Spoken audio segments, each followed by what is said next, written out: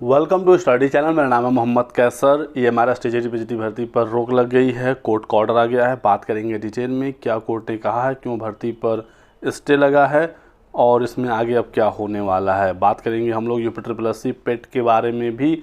Form भरने में sign और फोटो को लेकर काफ़ी कन्फ्यूज़न हो गया है छात्रों को। आपके सभी डाउट यहाँ पर क्लियर होंगे, लास्ट तक बने रहिएगा। लेकिन आगे बढ़ने से पहले एक ज़रूरी सूचना, बात करेंगे यूपीट्रिपलएससी पेट 2023 की इस बेस्ट बुक के बारे में जो चक्षु प्रकाशन ने निकाल दी है। देख सकते हैं दोस्तों कि पेट 2023 की संपूर्ण गाइड आ गई है। इस बुक की सहायता से आप अपना पूरा सिलेबस पेट का पढ़ सकते हैं। बिल्कुल लेटेस्ट सिलेबस पर ये आधारित है। एक एक टॉपिक आपको यहाँ पर दिख जाएगा जो भी यूपीट्रिपलएससी ने अपने सिलेबस में दिया है। यूपीट्रिपलएससी पेट की संपूर्ण गाइड बुक के साथ चक्षु प्रकाशन ने पेट के लिए प्रैक्टिस सेट भी लॉन्च कर दिया है। यदि आपको ये किताबें लेनी हैं ऑनलाइन तो डिस्क्रिप्शन बॉक्स में लिंक दिया गया है, और यदि आपको ये किताबें ऑफलाइन लेनी है तो ये इजीली मार्केट्स में अवेलेबल हो जाती हैं। सबसे पहले बात करते हैं EMRS की टीजीटी पीजीटी भर्ती पर लगे स्टे की। EMRS यानी एकलव्य मॉडल रेसिडेंशियल स्कूल। अभी टीजीटी के फॉर्म भरे जा रहे थे, 18 अगस्त फॉर्म भरने की लास्ट डेट थी। उसके पहले पीजीटी की वैकेंसी आई थी। टोटल लगभग 10,000 पदों पर टीचिंग नॉन टीचिंग की वैकेंसी जारी की गई थी। लाखों छात्रों ने यहाँ पर फॉर्म भरा। फॉर्म भरने की फ़ी भी काफ़ी ज़्यादा यहाँ पर थी, उसके बावजूद छात्रों ने फॉर्म यहाँ पर भरे हैं।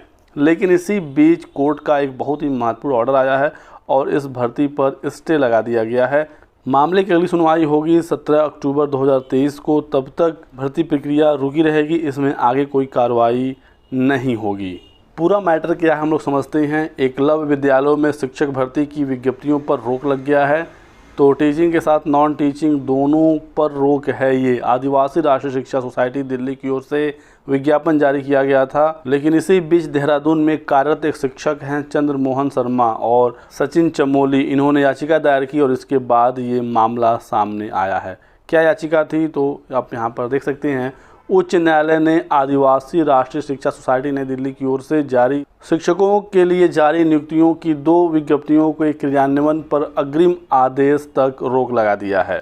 एकलव्य मॉडल आवासीय विद्यालय कालसी देहरादून में कार्यरत शिक्षक हैं चंद्रमोहन शर्मा व सचिन चमोली, इन्होंने याचिका दायर की थी और आदिवासी राष्ट्रीय शिक्षा सोसाइटी नई दिल्ली की ओर से जारी शिक्षकों की नियुक्तियों की 2 विज्ञप्तियों को चुनौती दी थी। याचिका में ये कहा गया कि भारत सरकार के आदिवासी मामलों के मंत्रालय के दिशा निर्देश पर एकलव्य मॉडल आवासीय विद्यालय कालसी के संचालन को प्रदेश स्तर पर एकलव्य विद्यालय संगठन समिति स्थापित हैं, यानी कि हर प्रदेश में एक प्रदेश स्तर पर भी इसका समिति स्थापित है और उत्तराखंड सरकार के आदिवासी सामाजिक सुधार मंत्रालय के ये अंतर्गत आता है। आवासीय विद्यालय में शैक्षिक व गैर शैक्षणिक कर्मचारियों की नियुक्ति का अधिकार भी एकलव्य विद्यालय संगठन समिति में निहित है, यानी कि राज्यों से ये भर्ती निकलनी चाहिए। लेकिन जुलाई 2023 में केंद्र सरकार की ओर से स्थापित जो आदिवासी राष्ट्रीय शिक्षा सोसाइटी नई दिल्ली में है, इन्होंने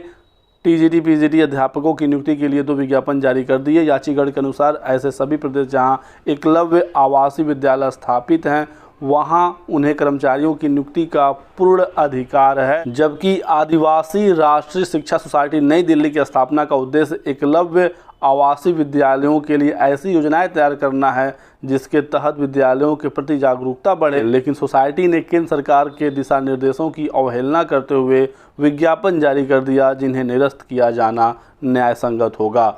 न्यायाधीश न्यायमूर्ति पंकज पुरोहित की एकल पीठ ने आदिवासी राष्ट्रीय शिक्षा सोसाइटी की दोनों विज्ञप्तियों के क्रियान्वयन पर अग्रिम आदेश तक रोक लगा दी है। तो पूरा मामला आप यहाँ से समझ सकते हैं। अब देखते हैं दोस्तों इसमें आगे क्या होता है, अगली सुनवाई में क्या होता है। जो भी अपडेट्स होगी आपको सूचना दिया जाएगा। फिलहाल कोई विज्ञापन अभी रद्द नहीं हुआ है, लेकिन स्टे लगा हुआ है और इस मामले में अभी आगे कोई कार्रवाई नहीं होगी। जिन्होंने भी फॉर्म भरा है आप लोग बहुत ज़्यादा परेशान ना हो। अपडेट्स जो भी निकल कर आएगी जल्द ही मैं आपको सूचित करूँगा। एक तरफ ऐसे ही बीएड के छात्र परेशान हैं, पीआरटी से उन्हें बाहर किया जा रहा है। इसी में इस तरह की खबरें और भी ज़्यादा छात्रों को कष्ट पहुंचा रही हैं। देख सकते हैं बिहार शिक्षक भर्ती के संबंध में अपडेट ये है कि गाइडलाइन यदि नहीं आती है तो बीएड छात्र परीक्षा तो दे सकेंगे, लेकिन इनका रिजल्ट रुकेगा। तो ये दोस्तों एक्सपर्ट का मानना है कि बीपीएससी जरूर अलाउ कर रही है बीएड को पीआरटी में एग्ज़ाम देने के लिए, लेकिन जब तक एनसीटी की स्पष्ट गाइडलाइन नहीं आ जाती कि बीएड प्राइमरी में रहेगा या नहीं रहेगा, सुप्रीम कोर्ट के आदेश को किस तरीके से फॉलो किया जाएगा, तब तक बीएड का पीआरटी में रिजल्ट जारी नहीं होगा।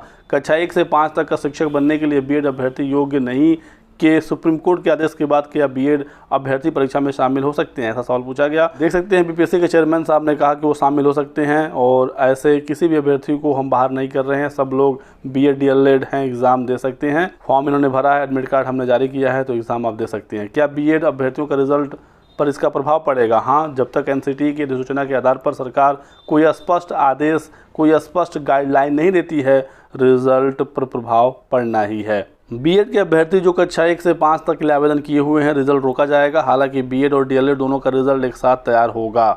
तो ये अपडेट आप देख सकते हैं बीपीएससी से। फिलहाल आप लोग जाइए एग्ज़ाम दीजिए, आगे जो होगा उसके लिए भी थोड़ा इंतजार करना पड़ेगा। अब बात करते हैं यूपीएससी पेट 2023 की। फ़ोटो सिग्नेचर में आप लोगों के आ रहे डाउट को दूर करते हैं।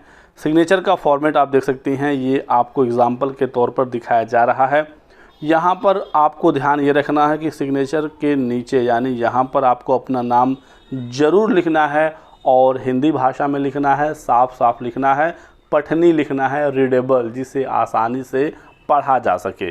बस आपको कुछ बातों का ध्यान रखना है, कोई गलती नहीं होगी, फॉर्म आपका एक्सेप्ट हो जाएगा, आप परीक्षा दे पाएंगे। सिग्नेचर करने से पहले आप उसके नीचे अपना नाम लिख दीजिए हिंदी भाषा में और उसके ऊपर आप अपना सिग्नेचर कर लीजिए, ठीक है। सिग्नेचर अब आप हिंदी में भी कर सकते हैं, इंग्लिश में भी कर सकते हैं, उर्दू में भी कर सकते हैं, किसी अन्य भाषा में भी कर सकते हैं। सिग्नेचर में कोई समस्या नहीं है, आप जैसे करते होंगे आप वैसे ही करिएगा। लेकिन सिग्नेचर के नीचे जो आपको नाम लिखना है, यहाँ पर आपको अपना कंप्लीट नाम, पूरा नाम लिखना है और ये हिंदी में लिखना है, ये अनिवार्य किया गया है। तो बस यही चीज़ है, इसको आप समझते रहिएगा। आप अपना नाम हिंदी में भी लिख दीजिए, ऊपर आप हिंदी में भी साइन कर लीजिए, कोई समस्या नहीं है। या फिर आप अपना नाम हिंदी में लिखिए, ये तो लिखना ही लिखना है हिंदी में, इसके ऊपर आप इंग्लिश में कर लीजिए, उर्दू में कर लीजिए। तो ये चीज़ आप समझ गए होंगे, ठीक है। तो इसमें कोई गलती ना करिएगा, नहीं तो आपके फॉर्म में प्रॉब्लम हो जाएगी। बिल्कुल स्पष्ट बताया गया है कि सिग्नेचर का फॉर्मेट यही होगा। फ़ोटो को लेकर बात करते हैं। फ़ोटो को लेकर कोई ज़्यादा समस्या है नहीं। फ़ोटो का बैकग्राउंड वाइट रखिए, ठीक। फ़ोटो में आपके दोनों आँखें साफ साफ दिखनी चाहिए, दोनों कान साफ साफ दिखे, ये पूरा फेस आपका विजिबल हो और बैकग्राउंड वाइट रखिए, ज़्यादा बेहतर होगा ताकि कोई समस्या ना हो और आपका फ़ोटो पूरा क्लियरली साफ साफ दिखे। 6 महीने से ज़्यादा पुराना फ़ोटो ना हो। फ़ोटो पर आपको कुछ लिखना नहीं है, यानी कि आपको ना अपना नाम लिखना है, ना डेट ऑफ बर्थ लिखना है, ना जिस दिन आपने फ़ोटो लिया है वो डेट लिखना है। सिंपल आपका फ़ोटो ऐसा होगा, पासपोर्ट साइज़, कलर्ड और 6 माह से ज़्यादा पुराना ना हो, तो आप ऐसा फ़ोटो अपलोड करेंगे, कोई भी समस्या नहीं आएगी। बाकी फ़ोटो वगैरह कैसे बनाना है, कैसे अपलोड करना है, मैंने सारी जानकारियाँ दी हैं। आप हमारा यूपीएससी का प्लेलिस्ट जाकर देख सकते हैं। फ़ी पेमेंट वगैरह से भी संबंधित यदि आपकी कोई समस्या है तो उसका भी सलूशन आपको हमारे प्लेलिस्ट में मिल जाएगा। तो फिलहाल इस वीडियो में बस इतना है दोस्तों। वीडियो को लाइक करिएगा, चैनल को सब्सक्राइब करके बेल आइकन दबा लें ताकि आपको इसी प्रकार से सभी जानकारियाँ मिलती रहे। Thanks for watching.